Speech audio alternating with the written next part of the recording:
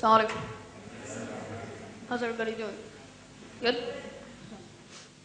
I'd first like to start my presentation using a small story. And this story is about three little monkeys. Now, what these monkeys don't know is that they are part of an experiment. And in the experiment, they're stuck in a container.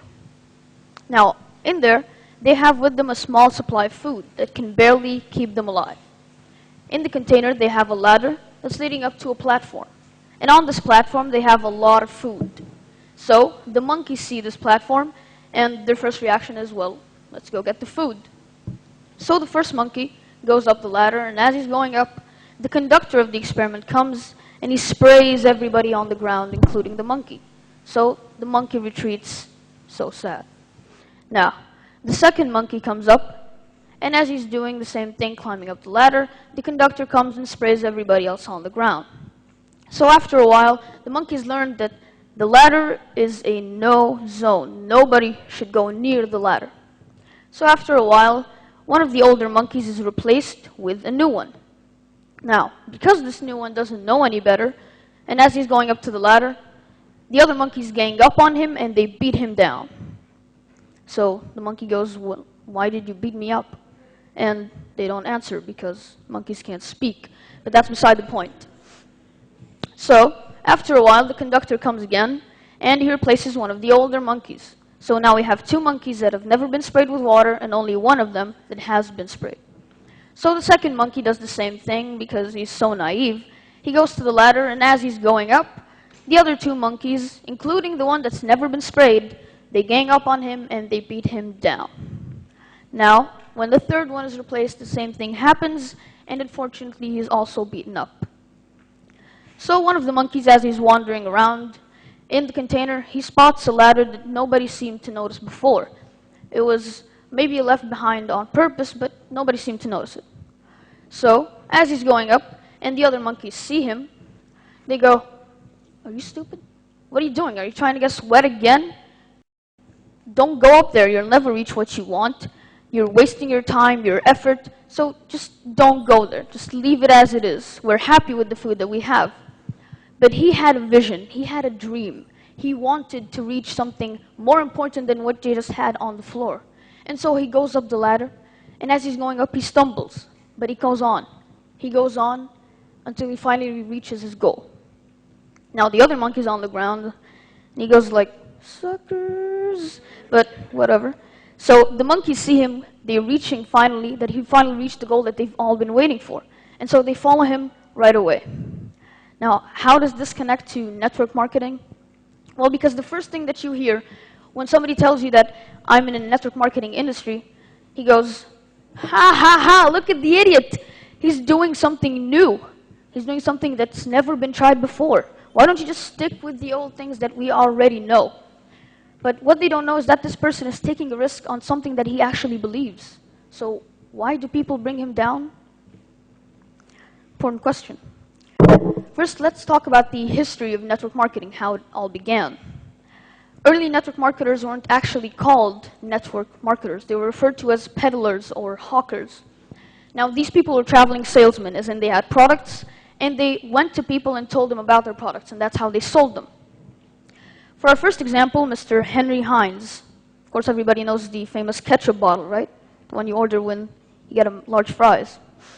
Anyway, so Henry Heinz started his company by having 400 salesmen go out, and they would tell his people about his grocery products, such as ketchup and pickles, to people who didn't already grow them.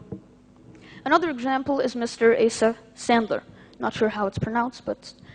So, Mr. Asa Sandler bought the recipe of Coca-Cola from the original creator, which is John Pemberton. He bought it for $2,300 in the 1860s, which is a huge sum of money at the time. Now, how he marketed his product is that he would go to restaurants and tell them that I have this new recipe for Coca-Cola. And so he would go, and they would buy the recipe from him, and that's how he made a huge fortune. Now, let's talk about more of the history. The first official network marketing company is called Nutrilite, and it was launched in 1945 by a doctor called Dr. Carl F. Ronberg. Now, these facts aren't really important. What I'm looking for is something beyond this. So what is network marketing? You probably figured out from the name that it's a form of advertisement for something, but how does it really work? Well, the trick is that network marketing doesn't use any advertisement, doesn't use any advertisements whatsoever, no commercials, but instead it uses something called the word of mouth. The word of mouth is basically something that we do every day. For example, you go to the movies and you see movie X, and movie X is really, really good. You really liked it. So you go to your friends and tell them, dude, did you see movie X? It was mind-blowing. It was insane. You should go see it right now. And so he goes and sees the movie. And unknowingly, you just marketed for the movie without even noticing, which is why network marketing is so easy to grasp by many people, because it's something that we already do naturally as humans.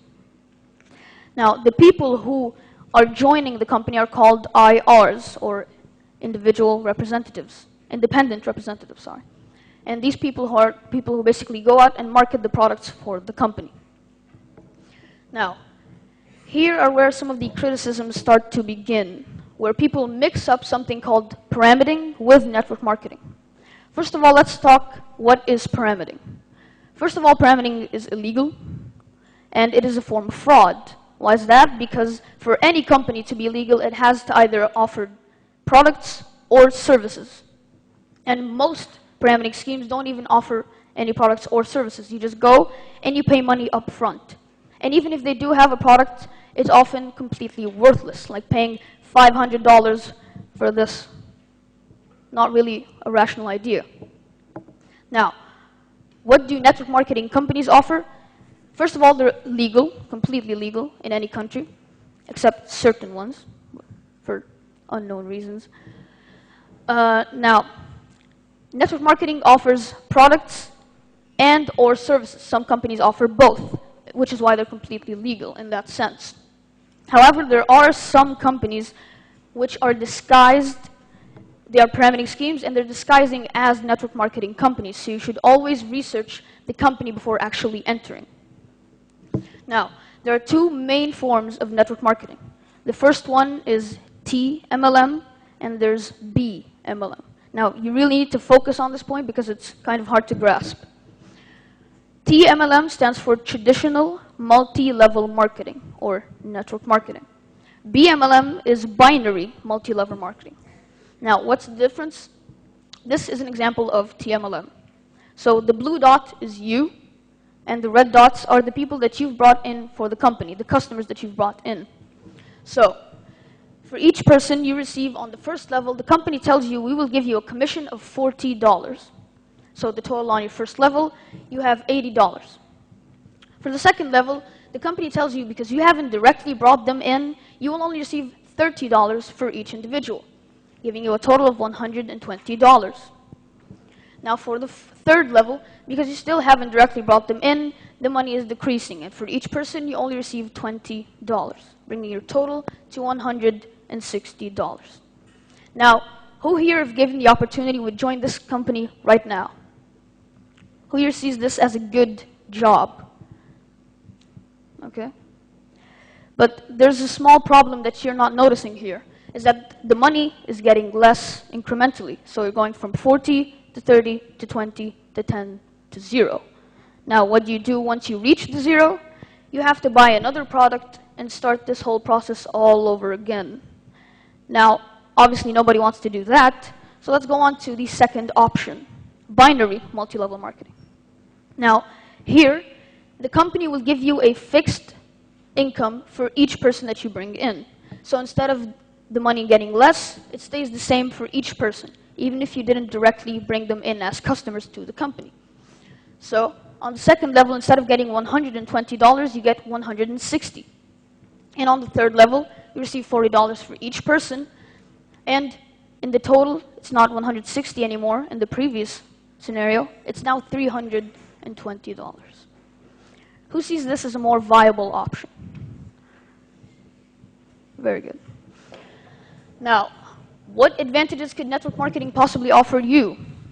Well, you have an extra income and extra time. How do you get extra time if you already have a previous job? Well, because you put your working hours. As in, nobody is forcing you to work. You choose when to work and with who to work with. So you choose your staff that you're going to work with, plus the working hours.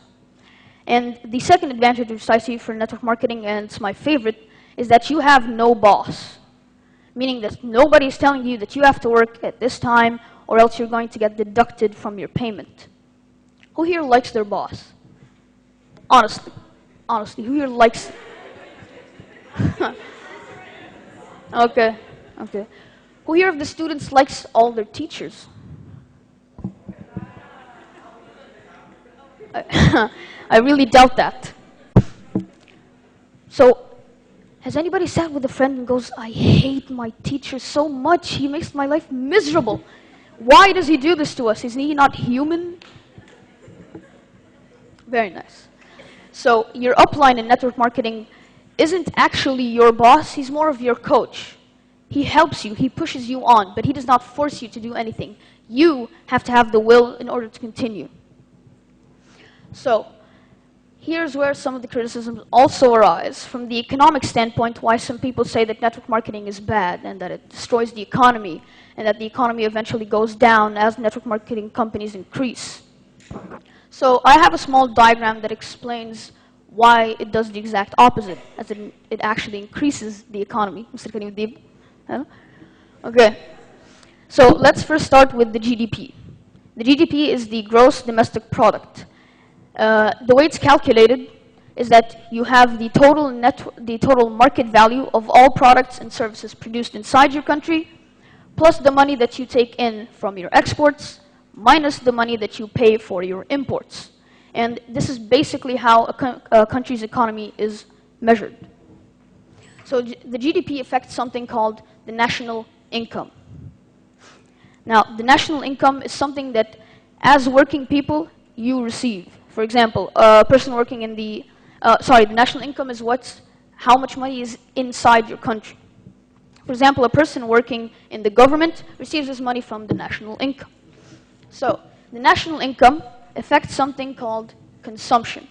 And consumption is basically something that you do every day. When you go out and you go to store Y and you buy a shoe, that's consumption. When you buy a service or a product.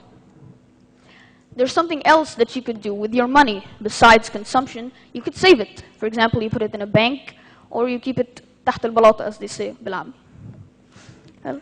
So consumption and savings affect something called, investments, as in how much investing is happening in your country. For example, when you put your money in a bank, the bank just doesn't leave it there.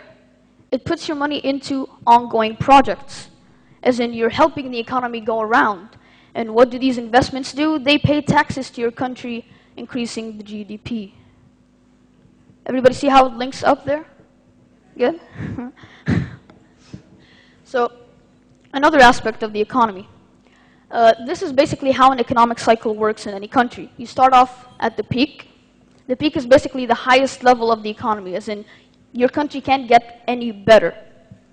And then you have something called the trough, which is the lowest possible level of economy. Now, and the other peak. So, as you're going down from the peak to the trough, this is called recession, as in your economy is declining. It's getting even worse. The period of the recession usually lasts around 18 to 32 months. Everybody's following me? كله مركز؟ مش مركز؟ طب ركز. So, the period of incline from the trough to the peak is called booming or recovery, as in you're recovering from the bad state that your country has been in. So what do network marketing companies do to help solve this problem? For example, in the period of recession, you have a very high rate of unemployment. People don't have jobs. People can't find enough jobs because the government can't offer enough. So network marketing companies come and tell you, if you have an unemployment rate of 10,000 people, for example, we will take in 5,000 people to work for us, and so you have 5,000 people less to deal with in terms of unemployment. Help? Guys? And I would like to wrap up my presentation using a video, and this is an address from President Bill Clinton, former United States President Bill Clinton, talking about how network marketing companies increased the economy.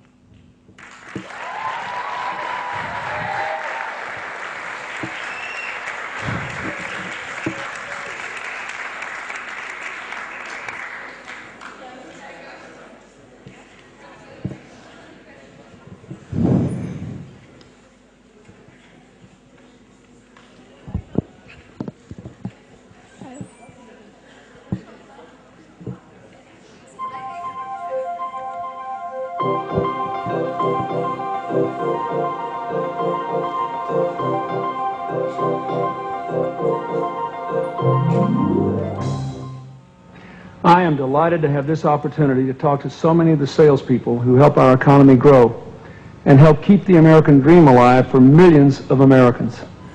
In America, if you work hard and play by the rules, if you take responsibility for yourself and your family, you should have all the opportunity you need for a better future. That's America's basic bargain. It's what I've worked to promote as president, and it's what the work of direct selling helps to promote each and every day. You strengthen our country and our economy not just by striving for your own success, but by offering opportunity to others. You're also part of a global movement that promotes enterprise and rewards individual initiative, and you've seen remarkable growth both at home and abroad. Last year, there were more than 7 million Americans in the direct sales industry. An average of 69,000 new distributors and salespeople join your industry every week. In addition to providing opportunity, you build our American community. Americans from every walk of life, every race, every creed are seizing the opportunities of direct sales. More than 300,000 of you are over the age of 65. More than 500,000 of you have some kind of disability. 3/4 of you are women trying to strengthen your families and raise strong children without the fear that a glass ceiling will hold you down. In a very real way, your work promotes our values all around the globe. There are now more than 21 million direct salespeople worldwide doing business in 125 countries. I've followed your industry's growth for years now, and even I was amazed to learn that there are more than 100,000 direct salespeople in Russia and over 600,000 in China. But we need even more of the kind of opportunity direct selling represents. Your industry gives people a chance, after all, to make the most of their own lives. And to me, that's the heart of the American dream. I thank you for keeping it strong, for so many millions of people, and for expanding it to more people every day. Thank you for your work. God bless you, and God bless America.